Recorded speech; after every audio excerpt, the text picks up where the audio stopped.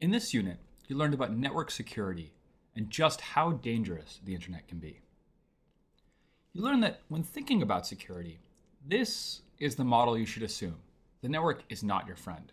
It's controlled by the adversary.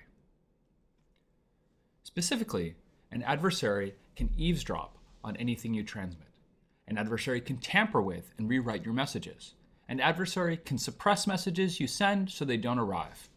An adversary can spoof someone, or else or you. An adversary can act as a man in the middle and intercept your traffic before passing it on. An adversary can redirect or hijack communication at layer 2 through Ethernet mechanisms, at layer 3 through ICMP or other protocols, and at layer 4 by injecting new segments into a TCP stream. Many mechanisms designed with the best of intentions turn out to be powerful weapons in the hands of an adversary, both for accessing your data and for denying access to network systems. But there's hope. You learned that 3 basic security principles can empower you to build secure systems even in the face of such attacks. The first, confidentiality, lets you communicate secretly even if someone else can read your messages.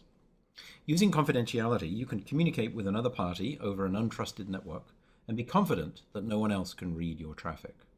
Or at the very least, it's computationally intractable for someone to read your traffic. The second principle is integrity. Integrity lets you be sure that no one has tampered with your data along the way. You learned about cryptographic mechanisms that let you very inexpensively verify that a piece of data hasn't been changed. The third principle is authenticity. With authenticity, you can be sure that the other party has a secret. This can be a secret you've shared beforehand, or a secret that they can prove they have.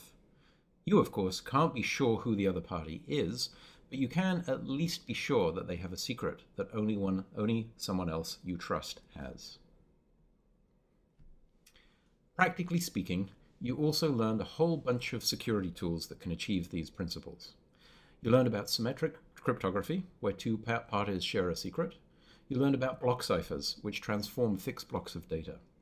You learned about the dangers of electronic codebook mode and how cipher block chaining mode solves them. You also learned about cryptographic hashes.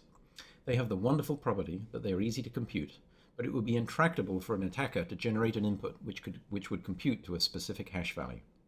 So if someone tells you the hash value of your software, you can check it's correct. It's nearly impossible for someone to create a new piece of software that has the same hash value. This is called collision resistance. You learned how you can combine cryptographic hashes with a shared secret to generate a message authentication code, or MAC. With a MAC, you can be sure that no one else has tampered with the message and that its sender has the secret. Simple ways of generating a MAC are fraught with peril, so you should be very careful. But how do we learn these secrets? You learned about a different kind of cryptographic system than symmetric cryptography, called public key cryptography. With public key cryptography, there are 2 keys, one public and one private. Information encrypted with a public key can only be decrypted with the private key. So you can share your public key freely, and everyone else can send you encrypted data that only you can read. There are also ways to generate message authentication codes using public key encryption, called signatures, which only a private key can create, but which the public key can verify. Finally, certificates are a way of establishing a chain of trust to learn public keys. For example, if you trust Apple, then Apple can sign a document telling you someone else's public key. You can then use that public key to communicate with them. You've learned some of the basics of network security and cryptography. There were a lot of details, as we tried to give you a sense of how these very important mechanisms work. But if you take away one lesson from this unit, however, it shouldn't be exactly how a block cipher works.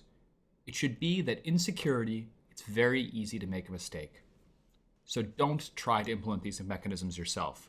It's too easy to miss a detail that turns out to be a vulnerability. Use existing, open source implementations of crypto systems. Use well-tested and well-understood approaches that people have examined for a very long time.